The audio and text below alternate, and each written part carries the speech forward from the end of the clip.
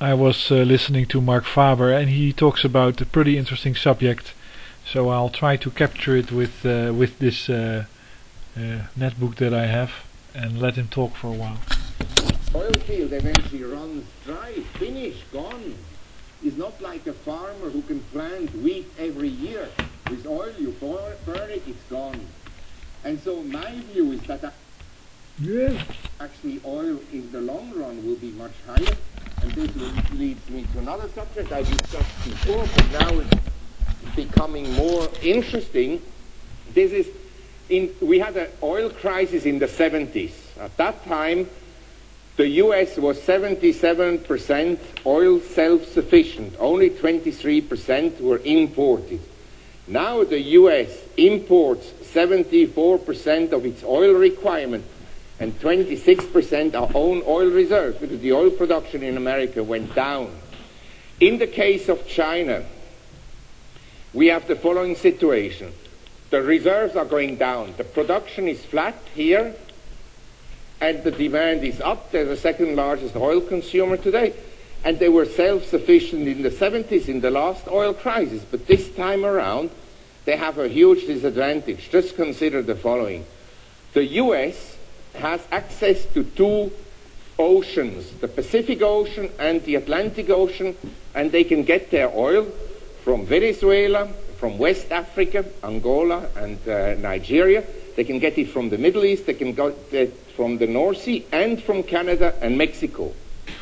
But in the case of China and the whole of Asia, we get all 95% of the oil from the Middle East, and it comes on the sea lanes. So the Asian nations, in particular China, is very vulnerable to an interruption in oil supplies.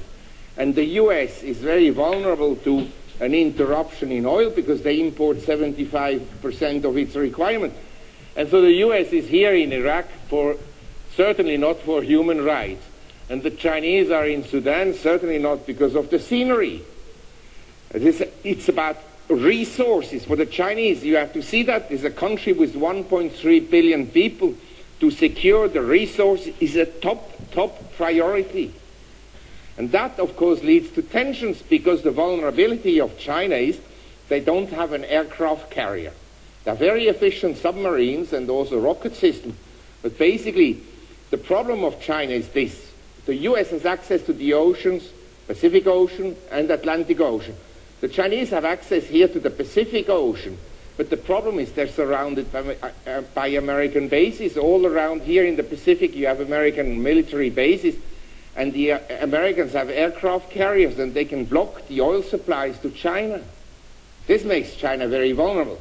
So the Chinese are building a pipeline here through Burma to the Andaman Sea, and they're building a pipeline, they have built a pipeline to Kazakhstan, but would like to extend it essentially over time to Iran.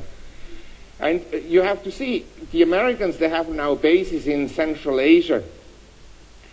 Neither the Chinese nor the Americans have any interest in, neither the Russians nor the Chinese have any interest in a permanent American basis in Central Asia. Because for the Russians, it essentially encircles them all around, and for the Chinese also.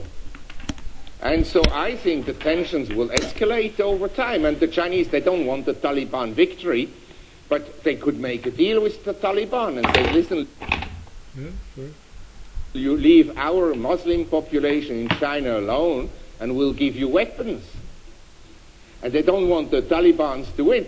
But they certainly don't want the Americans to have bases there forever. And so I think this will be a huge problem going forward. And then there's another point I'd like to make. Recently, several studies have been published by well-known economists. And all these studies have essentially pointed out that stimulus packages by... Okay, well, I thought it was pretty interesting. So now you know more about the reasons why you would like to have an army in Afghanistan, and tension between the US and Iran. And well, I hope you found it as interesting as I do, and I link next to the videos of Mark Faber next to this video. Thanks for listening.